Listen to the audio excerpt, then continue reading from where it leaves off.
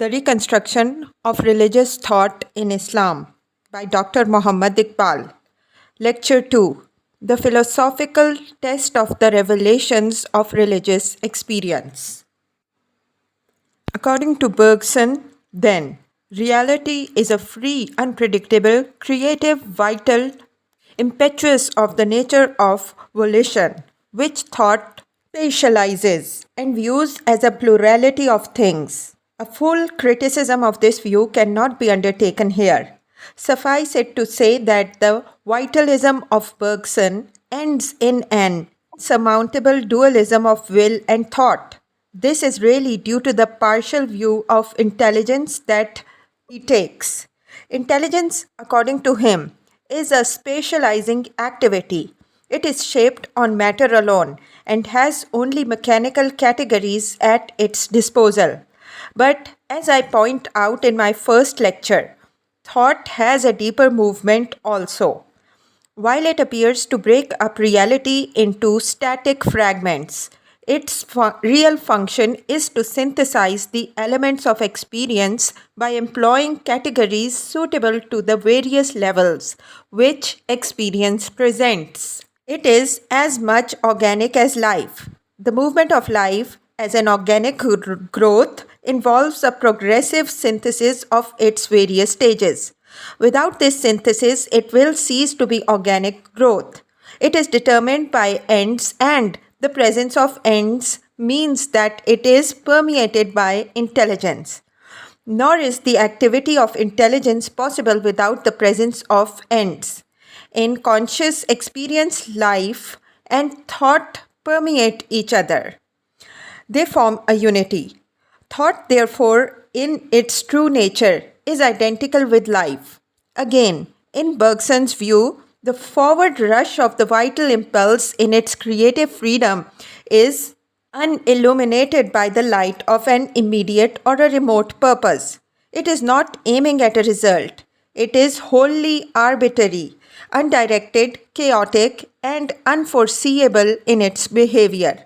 It is mainly here that Bergson's analysis of our conscious experience reveals its inadequacy.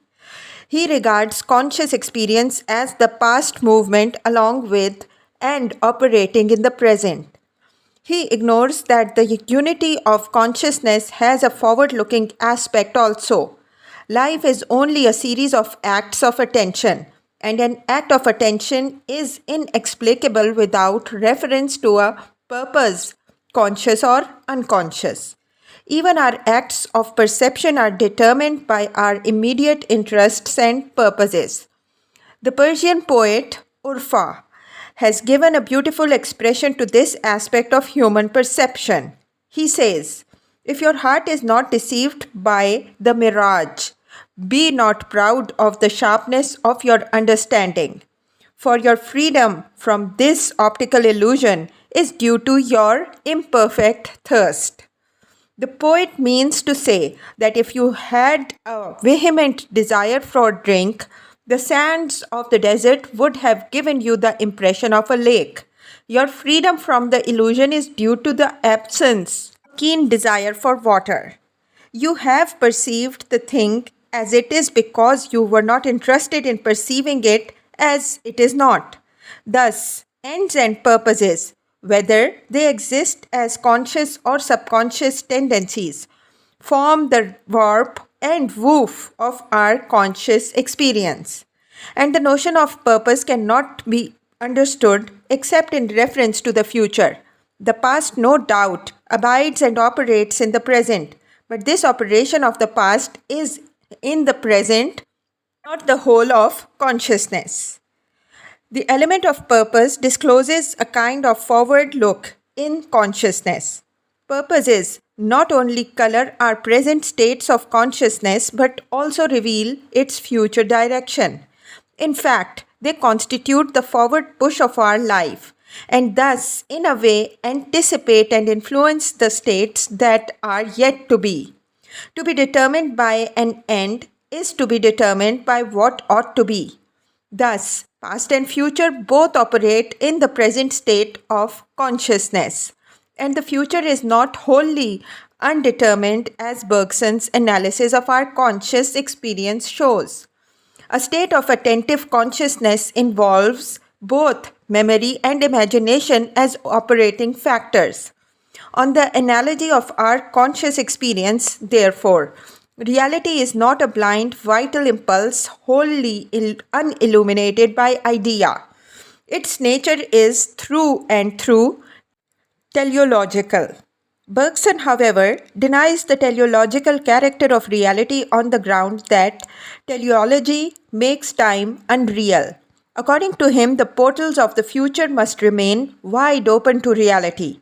Otherwise, it will not be free and creative. No doubt, if teleology means the working out of a plan in view of a predetermined end or goal, it does make time unreal.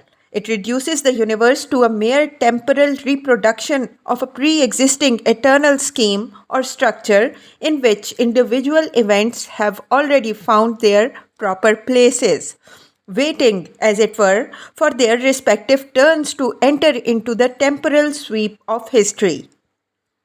All is already given somewhere in eternity. The temporal order of events is nothing more than a mere imitation of the eternal mold. Such a view is hardly distinguishable from mechanism which we have already rejected. In fact, it is a kind of veiled materialism in which fate or destiny takes the place of a rigid determinism, leaving no scope for human or even divine freedom. The world regarded as a process realizing a preordained goal is not a world of free, responsible moral agents. It is only a stage on which puppets are made to move by a kind of pull from behind. There is, however, another sense of teleology. From our conscious experience, we have seen that to live is to shape and change ends and purposes and to be governed by them. Mental life is teleological in the sense that while there is no far off distant goal towards which we are moving, there is a progressive formation of fresh ends, purposes, and ideal scales of value as the process of life grows and expands. We become by ceasing to be what we are. Life is a passage through a series of deaths, but there is a system in the continuity of this passage. Its various stages, in spite of the apparently abrupt changes in our evaluation of things, are organically related to one another. The life history of the individual is, on the whole, a unity and not a mere series of mutually ill-adapted events. The world process or the movement of the universe in time is certainly devoid of purpose. If by purpose we mean a foreseen end, a far off fixed destination to which the whole creation moves, to endow the world process with purpose in this sense is to rob it of its originality and its creative character. Its ends are terminations of a career. They are ends to come and not necessarily premeditated. A time process cannot be conceived as a line already drawn. It is a line in the drawing and actualization of open possibilities. It is purpose only in this sense that it is selective in character and brings itself to some sort of a present fulfillment by actively preserving and supplementing the past. To my mind, nothing is more alien to the Quranic outlook than the idea that the universe is the temporal working out of a preconceived plan. As I have already pointed out, the universe, according to the Quran, is liable to increase. It is a growing universe and not an already completed product which left the hand of its maker ages ago and is now lying stretched in space as a dead mass of matter to which time does nothing and consequently is nothing. We are now, I hope, in a position to see the meaning of the verse, and it is He who hath ordained the night and the day to succeed one another for those who desire to think on God or desire to be thankful. A critical interpretation of the sequence of time as revealed in ourselves has led us to a notion of the ultimate reality as pure duration in which thought, life, and purpose interpenetrate to form an organic unity. We cannot conceive this unity except as the unity of a self, an all embracing concrete self, the ultimate source of all individual life and thought. I venture to think that the error of Bergson consists in regarding pure time as prior to self, to which alone pure duration is predictable. Neither pure space nor pure time can hold together the multiplicity of objects and events. It is the appreciative act of an enduring self only which can seize the multiplicity of duration, broken up into an infinity of instants, and transform it to the organic wholeness of a synthesis. To exist in pure duration is to be a self, and to be a self is to be able to say, I am. Only that truly exists which can say, I am. It is the degree of the intuition of I amness that determines the space of a thing in the scale of being.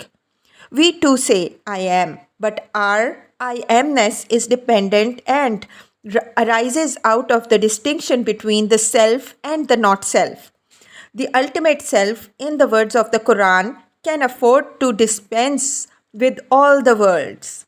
To him, not the self does not present itself as a confronting other, or else it would have to be like our finite self in spatial relation with the confronting other.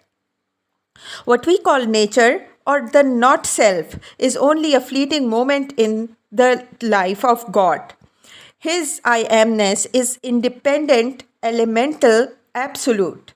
Of such a self, it is impossible for us to form an adequate conception. As the Quran says, naught is like him, yet he hears and sees. Now a self is unthinkable without a character, that is, a uniform mode of behavior. Nature, as we have seen, is not a mass of pure materiality, occupying a void. It is a structure of events, a systematic mode of behavior, and as such, organic to the ultimate self. Nature is to the divine self as character is to the human self. In the picturesque phase of the Quran, it is the habit of Allah. From the human point of view, it is an interpretation which, in our present situation, we put on the creative activity of the absolute ego. At a particular moment in its forward movement, it is finite, but since the self to which it is organic is creative, it is liable to increase and is consequently boundless in the sense that no limit to its extension is final. Its boundlessness is potential, not actual. Nature then must be understood as a living, ever-growing organism whose growth has no final external limits. Its only limit is internal, that is, the immanent self which animates and sustains the whole. As the Quran says, and verily unto thy Lord is the limit. Thus, the view that we have taken gives a fresh spiritual meaning to physical science. The knowledge of nature is the knowledge of God's behavior. In our observation of nature, we are virtually seeking a kind of intimacy with the absolute ego, and this is only another form of worship. The above discussion takes time as an essential element in the ultimate reality. The next point before us, therefore, is to consider the late Dr. MacTaggart's argument relating to the unreality of time. Time, according to Dr. MacTaggart, is unreal because every event is past, present, and future. Queen Anne's death, for instance, is past to us, it was present to her contemporaries, and future to William III. Thus, the event of Anne's death combines characteristics which are incompatible with each other. It is obvious that the argument proceeds on the assumption that the serial nature of time is final. If we regard past, present, and future as essential to time, then we picture time as a straight line, part of which we have travelled and left behind, and part lies yet untravelled before us. This is taking time not as a living, creative moment, but as a static absolute holding the ordered multiplicity of fully shaped cosmic events, revealed serially like the pictures of a film to the outside observer. We can indeed say that Queen Anne's death was future to William III, if this event is regarded as already fully shaped and lying in the future waiting for its happening. But a future event, as Broad justly points out, cannot be characterized as an event. Before the death of Anne, the event of her death did not exist at all.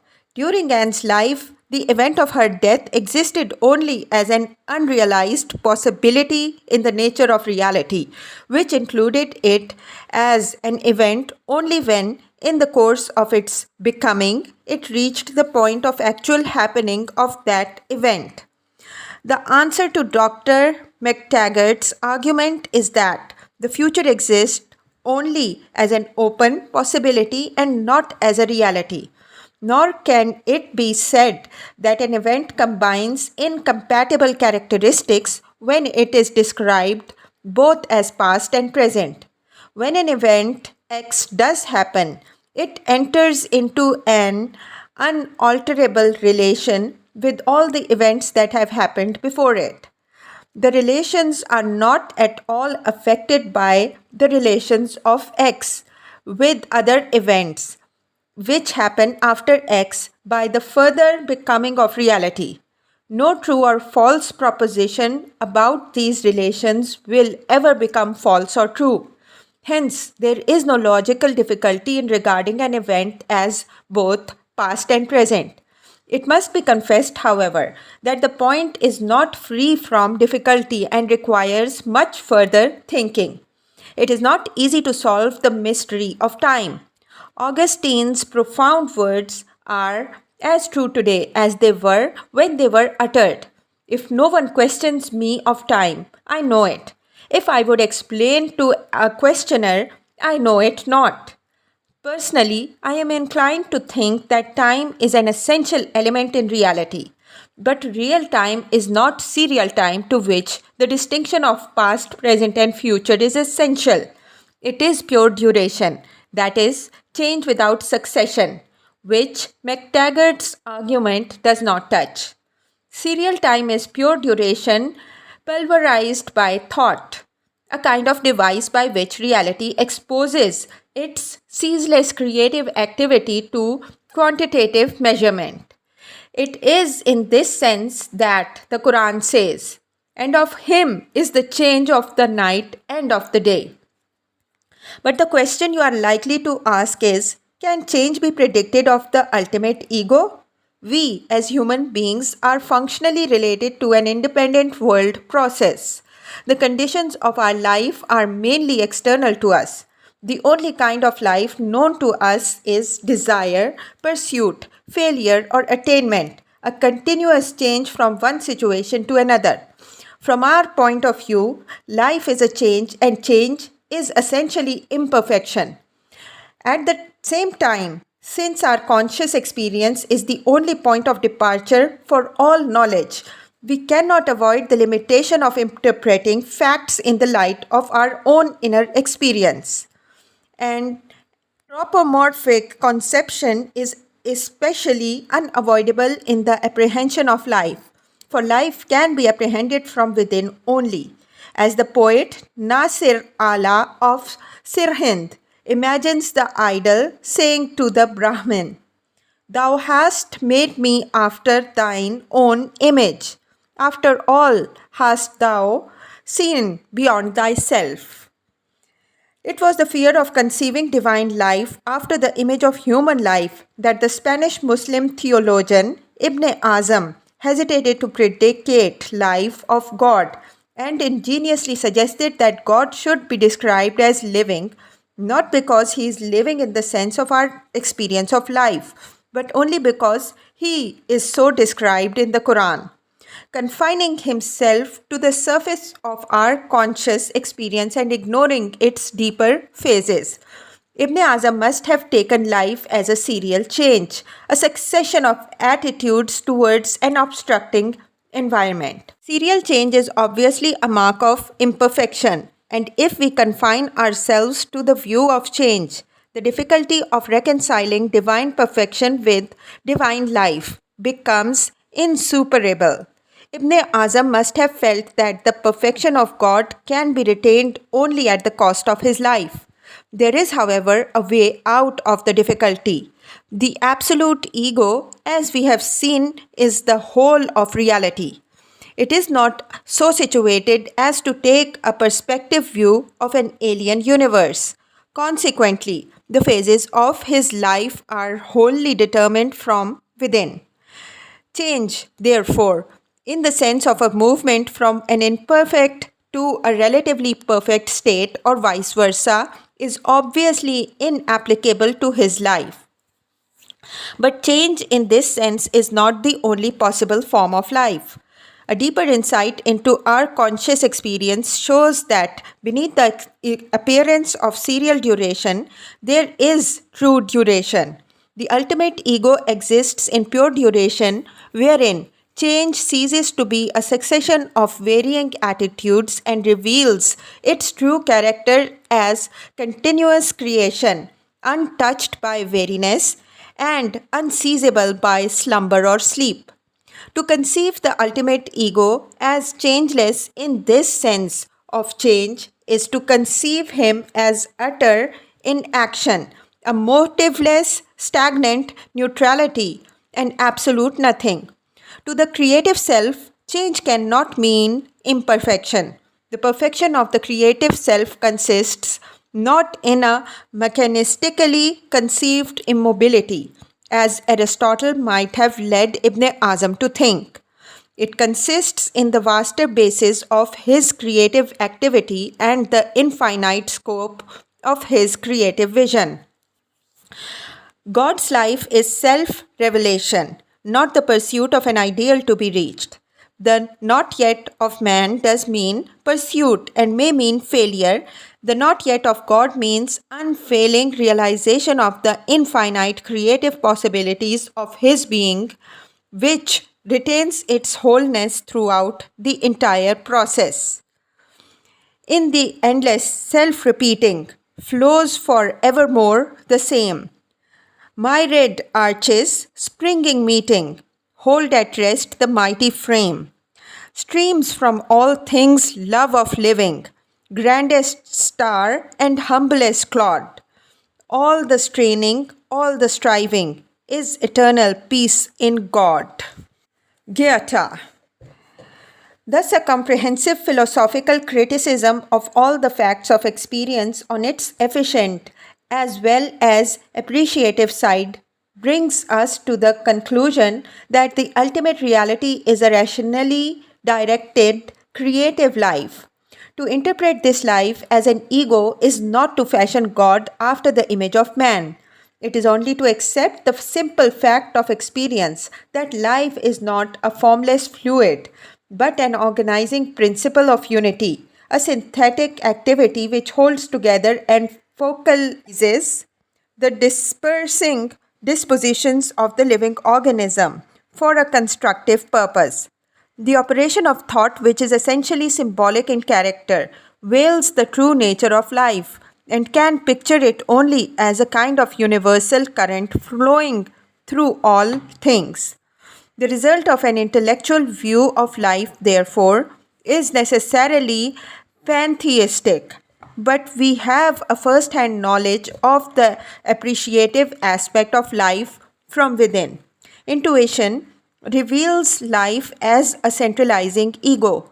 This knowledge, however, imperfect as giving us only a point of departure, is a direct revelation of the ultimate nature of reality. Thus, the facts of experience justify the inference that the ultimate nature of reality is spiritual and must be conceived as an ego. But the aspiration of religion soars higher than that of philosophy. Philosophy of an intellectual view of things, and as such does not care to go beyond a concept which can reduce all the rich variety of experience to a system. It sees reality from a distance, as it were. Religion seeks a closer contact with reality. The one theory is, the other is living, experience, association, intimacy.